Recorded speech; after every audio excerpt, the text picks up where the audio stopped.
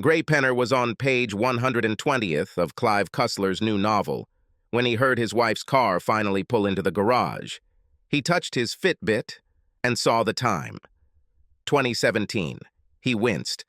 This is the third time this week that his wife has been late at work. Until 4 months ago, in all 7 years of their marriage, she had never come home late. Gray was not born yesterday or the day before yesterday. The first few times Kelly called to report the delay, he didn't think anything of it. Then he noticed that one evening, when she returned home later than usual, her lipstick was slightly smeared, which was almost unheard of, since Kelly is practically obsessed with her appearance. He was sure he had noticed the foreign scent of aftershave when she leaned in to kiss him, so that night in bed he deliberately pressed himself against her neck as he stroked her from behind with a spoon. He didn't know much about scents, but he knew there was a significant difference between the White Shoulders perfume he bought her and whatever the hell she smelled like. Crap. Gray almost gasped when his red-haired wife walked through the door. At 30, he felt that she was still as beautiful as when he first saw her in college, and his almost convulsive sigh was his usual reaction whenever he saw her after being separated for several hours or more. Entering the house, Kelly smiled to herself as she saw her husband's usual reaction. She knew his reaction was a sincere compliment, and besides, she had to admit to herself that she was turned on by her husband finding her attractive so soon after she had touched another man's lips. "Hey, honey," she said, moving closer to him, kissing him quickly on the lips and turning to head upstairs, her now invisible smirk both confident and condescending. "Make yourself comfortable. I'll be down in a minute." While his wife entered the house and went upstairs, Gray did not say a word, and she did not seem to notice. However, he noted the now familiar smell of aftershave lotion. Not for the first time, he furrowed his brow as he walked up the stairs, anticipating the impending confrontation that had to happen soon if he wanted to save his marriage. At this point, Gray was confident that his wife had not yet crossed the line in her relationship with handsome Paco Rabanne, as he mentally called her potential seducer, but in his opinion, she was getting closer. For 7 years, Gray feared that his beautiful wife would one day realize that she had married a man unworthy of her from an aesthetic point of view and would try to make amends. Gray did not consider himself an ugly man, but in his opinion, he had an average appearance and could not compare in any way with his stunningly beautiful wife. The snake that invaded the Garden of Eden was named Johann Wegmann. Kelly worked as an assistant vice president for an international telecommunications company. Johann was a well-built 40-year-old blonde man who had moved to work from the company's headquarters in the Netherlands about 6 months ago. For the first 2 weeks, Gray heard far more than he wanted to about the Dutch settler, before Kelly went completely silent.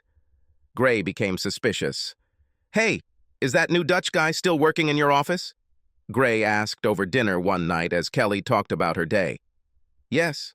Why are you asking?" She answered, somewhat embarrassed. "For weeks, he was the only one you talked about." "And now it's like he's completely disappeared," Gray said. "Well, he works in a different department. We rarely see each other," she said, her face turning slightly red. "Huh," Gray muttered, stuffing his mouth with food and noticing that his wife had just lied to his face. The late evenings began soon after. Kelly felt a physical attraction to the 6'3", 102-pound Dutchman from the first moment she met him. In addition to his physical attractiveness, he exuded a self-confidence that almost bordered on arrogance. He spoke 3 languages and had dark blue eyes that, according to Kelly, looked into her soul every time he looked at her. If she was being honest, she had to admit that when Johann smiled at her for the first time, she felt butterflies in her stomach. In fact, Kelly and Johann did not work in different departments and communicated quite often at work. Within a couple of weeks after Johann joined the company, the two of them began going to lunch together.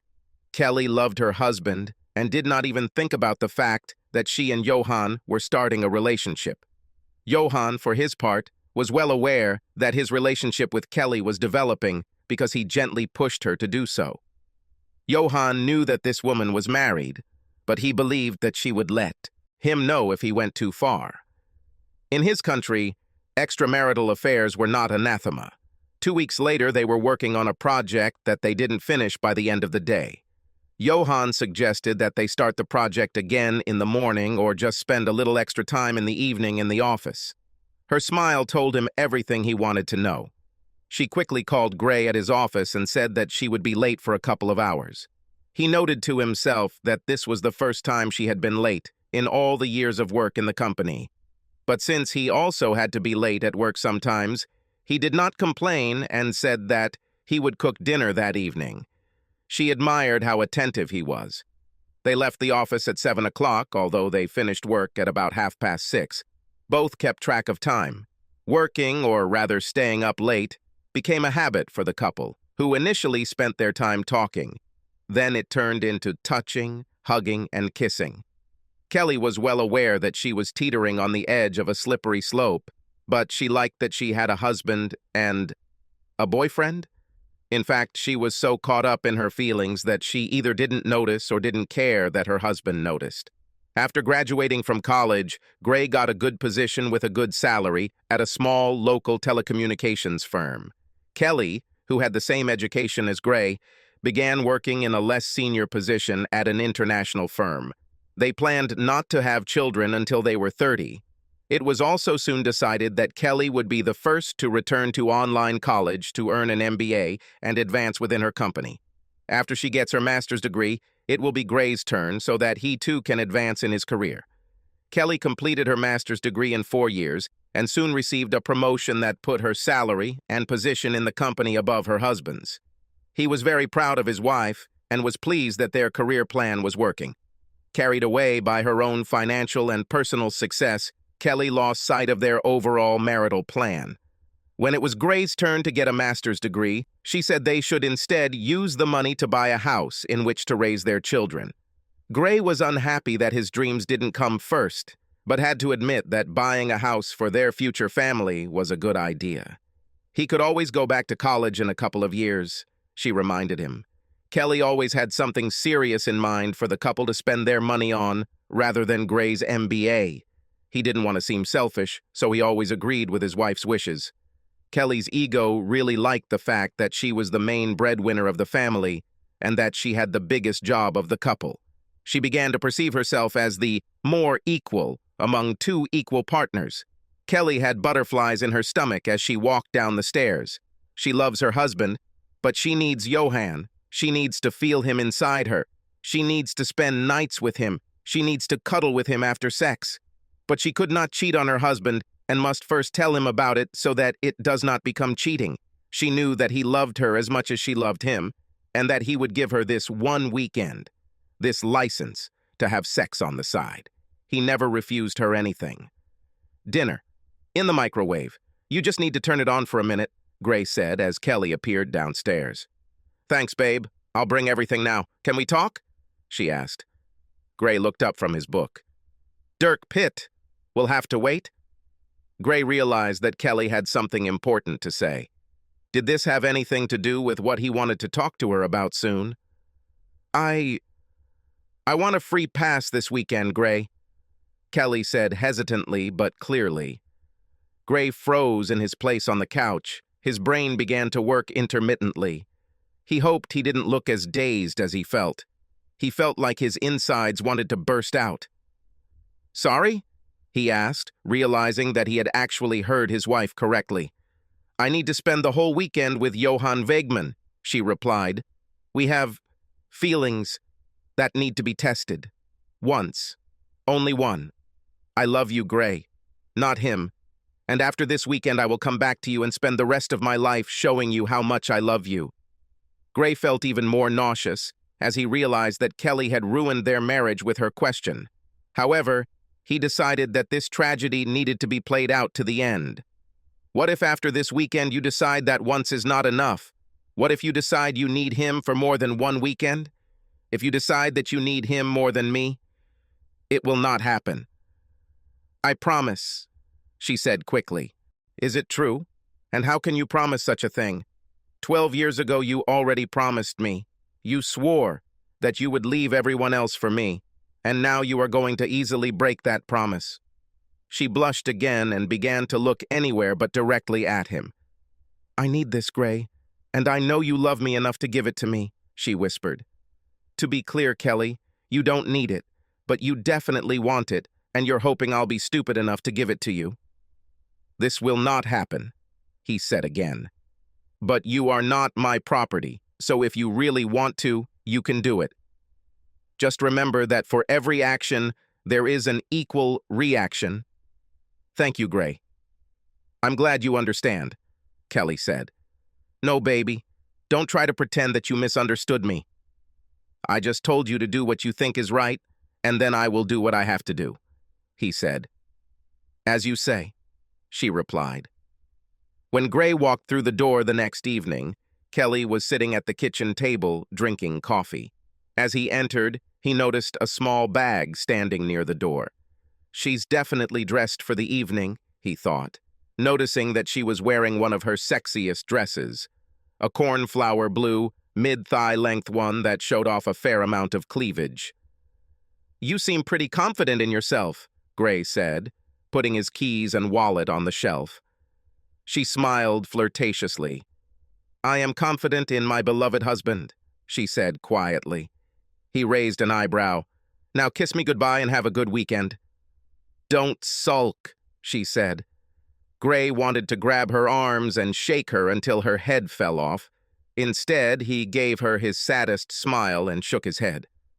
"God, how I loved you, baby," he whispered, turned and went upstairs. Although she realized he didn't kiss her goodbye, Kelly didn't notice Gray's use of the past tense of love as she left the house. Her thoughts were already several miles away, where Johan was waiting for her arrival. She felt like a 16-year-old virgin going to her first prom. Kelly and Johan had been planning their weekend for the past 2 weeks. After 3 months of increasingly frequent kissing and caressing, they decided it was time to see where their relationship would lead. Johan didn't mind that Kelly was married. She told him that she and her husband were working on some issues in their marriage.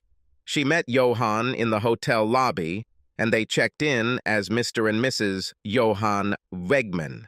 We went up to our room and threw our bags. Before leaving the room, Johan asked Kelly to spin around in front of him. He whistled softly in response and then pulled her towards him for a deep, passionate kiss. His tongue searched and quickly found hers in her mouth. She moaned deeply. God, this man knows how to kiss, she thought. Their table at an upscale steakhouse was booked for 7 o'clock that evening, so they had to unpack and hit the road. Dinner was amazing. They drank a bottle of good wine, but only one each, because they both wanted to be on top. For dessert, they each took ice cream. During the meal, they talked in low voices, enjoying each other's company. They touched each other tenderly. To any observer, they looked like a very loving married couple. On the snack table next to Gray's reclining chair were the remains of a medium-sized pepperoni pizza and 4 empty beer bottles. Despite the fact that Gray was a fairly experienced cook, he, of course, had no intention of cooking that evening. After some thought, he decided that pizza and beer were the ideal food for the evening when his wife would be giving her body to another man. After finishing his meal, Gray went upstairs to the bedroom with several large garbage bags. He spent the next 30 minutes haphazardly bagging all of Kelly's clothes, then went downstairs and piled them up by the front door. He handled the jewelry and toiletries a little more carefully, putting them in a box and also placing them by the door. Somewhat satisfied and indescribably angry, Gray went downstairs, put the DVD in the player and sat down to watch his favorite movie of all time, the Mel Brooks classic, Young Frankenstein. Kelly and Johan barely had time to return to their room when he pressed his lips to hers. She grabbed him by the neck and they stood there for about a minute, kissing passionately. From what she saw through the pants of his suit in the office, Kelly believed that Johan's assets were a little larger and thicker than her husband's, especially considering Johan's size advantage. He was 15 centimeters taller than her husband and 18 kilograms heavier. Johan studied Kelly's body very carefully, slowly removing her clothes, kissing her neck, shoulders, and chest as they were exposed. Finding herself completely naked, Kelly reached for Johan's belt with trembling hands. Everything happened too quickly, much faster than she expected. Johan praised his partner very much as they lay intertwined, but did not make a single move to satisfy his partner. She was disappointed, but knew they still had a lot of time. After a 20-minute break, Kelly tried to get her partner interested again, knowing that her husband sometimes needed just that long to get back into the game. She was again disappointed. The next day, Saturday, the couple had a full day of active recreation planned before another luxurious dinner and subsequent carnal pleasures. Kelly hoped that the previous evening was just a misunderstanding, and of course today everything would be different. Gray spent the entire Saturday afternoon alone, not even turning on the TV until the sun set. No matter how he looked at his dilemma, he saw no way to remain married to his wife. He knew he still loved her. It didn't go away overnight. But he couldn't get over the disrespect she'd been showing him lately, and he'd never be able to trust her again, expecting her to use her when she wanted to. Some other guy will again demand free passage. On the screen in front of him, there was a rerun of the show, Leave It to Beaver, but instead there could have been porn if Gray wanted it, and there it was. He took another sip of his beer and stared straight ahead, thinking back to happier times with Kelly. In truth, Gray never understood how they ended up together. As undergraduates at Arizona State University, they took several courses together, but Gray had no idea that this amazing girl might know who he was. She always seemed to have a small circle of admirers, but early in her freshman year, she took a seat next to him in his accounting class. She seemed to go out of her way to flirt with him during class, and completely shocked him by inviting him for coffee when class ended. Of course, the young man agreed. They were practically inseparable for the rest of their college years and got married about 6 months after graduation. A few months ago, Gray was sure that their relationship would last for a long time. However, recent events showed cracks in their marriage, and then Kelly did the unthinkable. Kelly lay in bed next to the sleeping Johan, wondering how much sucking up she would have to do to get her husband to forgive her for the untimely weekend. She had heard the words her husband had said to her when she had told, about the free pass, but she knew Gray loved her too much to let one weekend ruin their marriage. However, she also never thought that she would have to worry about her husband while she was with Johan. The day spent with Johan had been wonderful. He had excellent manners and a magnificent personal charm, but upon returning to his room on the second night, his charm seemed to have deserted him again. He was again selfish and clumsy, despite the fact that the woman again gave him the opportunity to doubt himself. She wouldn't even call what they were doing sex. Yes, Johan tried to be physical, but it was more like moving a saw in and out than anything else, and he didn't care about his partner at all, in her opinion. And that's why I pissed Gray off? She thought to herself. God, what a fool I am. After sex in the dew, have a nice brunch, Johan smiled as he and Mrs. Wegman left the hotel. All this time, Kelly was kind and smiling. They kissed passionately in the parking lot. Kelly considered it the most passionate part of the weekend, then got into their cars and drove home. Kelly used the hour-long drive home to clear her head and strengthen her position in a long-running dispute with her husband over her free passage permit. She was confident that Gray would eventually give in, despite his initial anger and threats. In the end, she almost always got her way. At worst, she thought, she will order sexy lingerie and stiletto heels, and maybe a leather bustier. She couldn't help but smile, thinking about how easy it was to trick a man around her finger. Kelly drove the car into the garage and turned off the engine. She checked her makeup again in the rearview mirror, took her bag from the back seat, took a deep breath, and walked into the house with her head held high. "Hey, I'm home!" she shouted, entering the kitchen from the garage. She waited a couple of seconds for Gray to greet her, which would have been normal, but she was disappointed.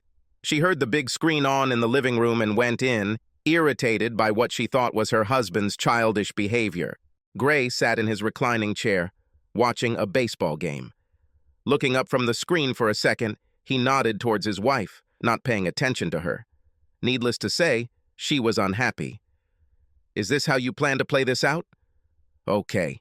She pouted and left the room. What the hell do all those bags at the front door mean?" she shouted.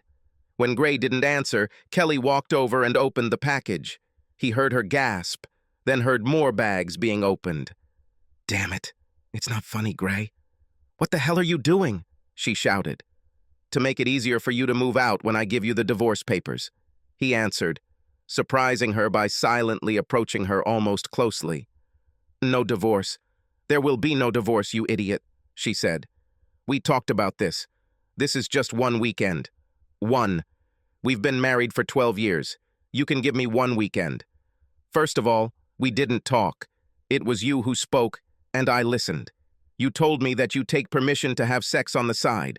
When it was my turn to speak, I said I wasn't going to accept it. It's not my problem that you didn't take me seriously. We are married. That means no permits, ever," Gray said. "Will you actually divorce me because of one weekend out of the entire time we were together, and all the time we will be together in the future?" she asked. Now there was panic in her voice. "We won't be together in the future since you did that. I told you this." "Which, I'll do what I have to word, didn't you understand?" Gray growled. Tears began to flow from Kelly's eyes. For perhaps the first time in their marriage, Gray did not move closer to his wife to console her. "You cheated on me with another man. Just because you told me about it first doesn't mean it's not cheating, especially after I told you not to do it," Gray said. "You didn't tell me not to do it. You said I could make my own choice," she said, trying to turn the argument in her favor. "And be responsible for the consequences of your actions. It seems you can only remember what you want to remember," Gray said. Kelly literally stood still for several seconds, looking at her things in the bags. She was breathing heavily. "Well, I'm not moving out. This is my home, too," she said. "Okay, but since your things are already packed, you can move your junk to the guest room." "I'm staying in the master's room," Gray said. "Okay," she grumbled and carried the bags up the stairs. "Will you help me?" "I've already done my part of the work," he answered. "I've collected my things." Gray returned to the living room and continued watching the baseball game. He heard his wife stomping up the stairs and muttering something. Finally making it downstairs, Kelly plopped down on the living room couch and began flipping through the Sunday newspaper that Gray had placed on the end table next to where she usually sat. She began flipping through the newspaper noisily, making sure it crackled every time she turned a page or changed position in her seat. "Don't you at least want to ask how my weekend was?" she pouted. "Why do I need it? I believe you had sex with him several times. Isn't that what people do when they cheat on their husbands?" Gray asked. "Well, we also went to some places, did some things, and ate at some nice restaurants," she whined. "Cute. Happy for you," Gray said. "Maybe one of your friends will be interested." "But your husband, not yet a husband." "No." Gray noticed that his wife didn't seem nearly as excited as he'd expected, especially after she'd made such a fuss about her departure. The fact that she wanted to talk about non-sexual experiences suggested that Johan might be more of a loser than a stud. But that's not my problem, Gray thought. Gray spent time Monday separating bank accounts and making financial maneuvers necessary for his pending divorce. He wouldn't be able to get an appointment with the family lawyer he'd chosen until a week later, so he knew he'd have to live in the same house with Kelly for a while. Kelly spent the day avoiding Johan. She was well aware that they were on opposite ends of the spectrum in terms of the weekend success. She knew that their relationship had changed forever, and not for the better. She really wanted her husband to understand this and return to her, so that with Gray's help she could ward off Johan's future advances. Kelly's life suddenly became very difficult. Kelly was wondering what to do, talk to Gray again or just move on as if nothing had happened, hoping that her husband would eventually cool down. She chose the second option as the path of least resistance, not wanting her husband to call her a cheater again. After some time spent looking at the situation from all sides, Kelly was forced to admit that the word cheater sounded much more accurate than loving wife. She shook her head sadly, wondering if she would have looked at the situation differently if her weekend had been a resounding success rather than a dismal failure. Gray didn't say a word to Kelly when he returned from work and when they sat down to dinner. When he finished eating, he mumbled a quick thank you and cleared away his plate. "Sorry, Gray." "I'm so sorry," Kelly whined as Gray walked into the living room. "After all these years, I thought you loved me enough to give me a weekend." "Do I love you enough? I would think that after all these years you would love me enough to not ask permission to cheat on me," Gray said. "How selfish and deluded do you have to be?" The next day at work, things went even worse for Kelly. 5 minutes after she entered her office, one of her best friends at the firm walked in and closed the door, which was not a very common occurrence in the office.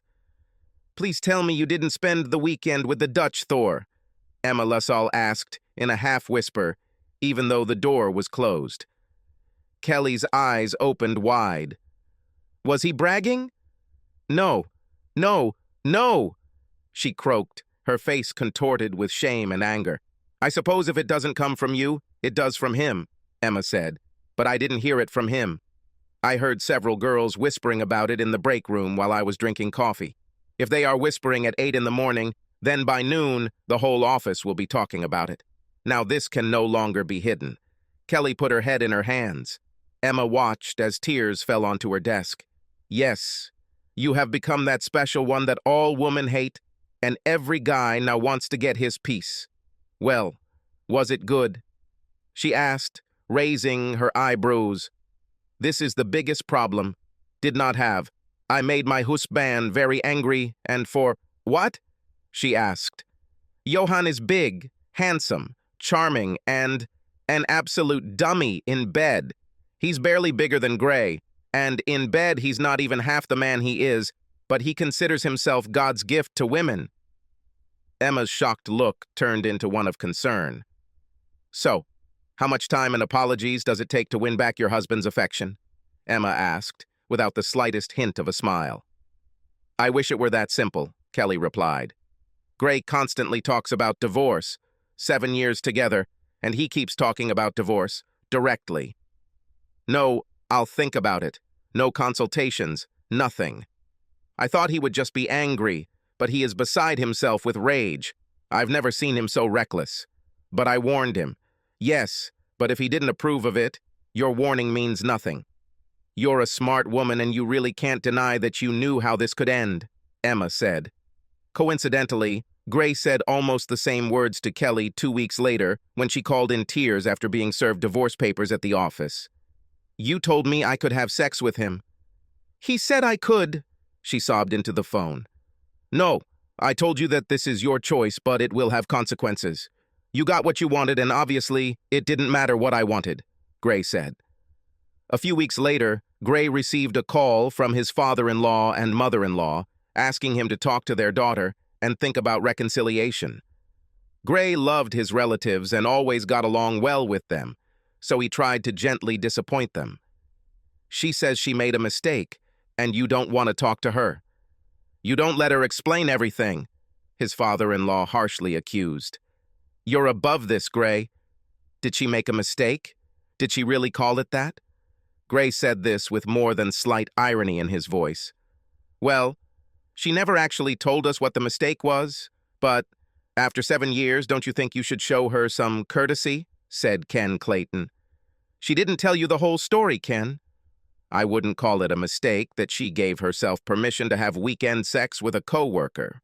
I warned her there would be consequences," Gray said. "Oh, no, no, she couldn't be that stupid," Ken cried. Gray did not consider it necessary to respond to what he was sure was a rather rhetorical remark. I'm really sorry," Ken said. "I do not know what else to say. I won't bother you anymore." The day after his conversation with her father, Gray groaned when he saw Kelly calling him. "Another whine is coming," he thought. "I'm sorry, Gray, that my father called. I think you realize that I wasn't very open with my parents. It's not something you admit to unless you have to." I never thought that he would call, and I never thought that you would rat me out, she said quietly. I didn't rat you out, but I told the truth, he answered without emotion. Yes, she sighed. Kelly and her lawyer tried to delay the divorce, but given that Gray filed due to irreconcilable differences and the absence of children, it took 9 months. Kelly couldn't believe Gray didn't give her a second chance after her mistake, as she repeatedly called it. The mistake wasn't just about having sex with another man, Kelly, he explained one evening when she tried to convince him. Long before you cheated with him, you had an emotional affair. You neglected my feelings. She disrespected me in the worst possible way. When did you stop loving me? Kelly held back tears. Once upon a time, when she cried, Gray tried to console her. Now he accused her of trying to break through her tears back into his heart. I know you still love me, Gray. Why can't we try to make peace? Yes, I still love you. That's why it hurts me so much, Gray replied. But it seems to me that you don't love me as much as I love you. I would never think about cheating on you, ever. But I can't believe that you won't do it again when a second man attracts your attention. There will be no second man. I promise, she quickly intervened. There shouldn't have been a first one, Gray grumbled. You promised this when you swore an oath to me. Oh yes, she whispered. During the divorce, Johan asked Kelly out on several dates, as did several of her other work colleagues. The woman was talked about in the office, and a few weeks after the incident, she was called to the HR department. We do not have a policy prohibiting employees from making acquaintances, but we have always asked our employees to exercise some discretion.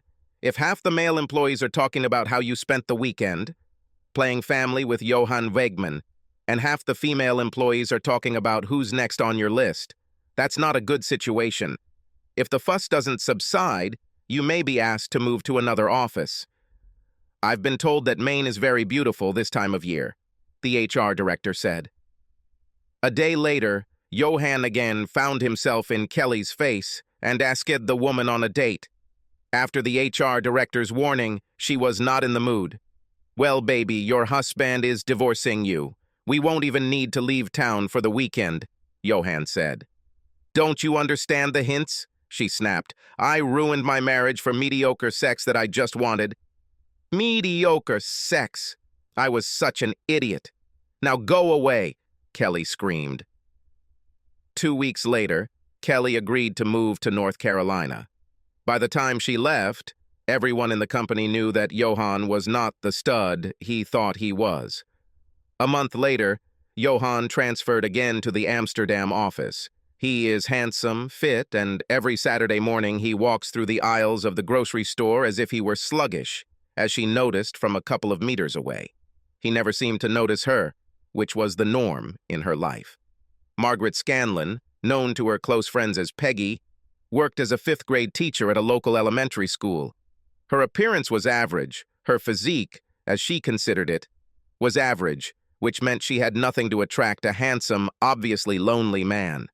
She is 29 years old, and in a few weeks she must cross the threshold of 30, with no prospects of leaving bachelor life anytime soon.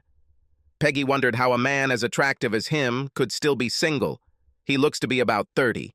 He doesn't come across as a player, and he looks lost, perhaps broken. Graypenner doesn't have a wedding ring on his left hand, but Peggy knew he was single before she even looked at his hand. The items in his cart said everything about his marital status. Pop-Tarts, frozen pizza, macaroni and cheese, beer, and grilled meats. Nothing says singleness, and maybe even divorce, like these products. Many people call Peggy Mouse. She has short, wavy, light brown hair, large brown eyes, and light, almost pale skin. She was 5'5" tall, had average breasts, decent legs, and what she considered her best feature, a muscular round ass. Personality-wise, she would describe herself as a quiet person. In college, her friends considered her an ideal partner, thanks to her friendliness, loyalty, and ordinary appearance. She had first noticed the man while passing by a few months earlier. For some reason that she still can't figure out, She continued to notice him, and about 2 months ago she started paying closer attention to him.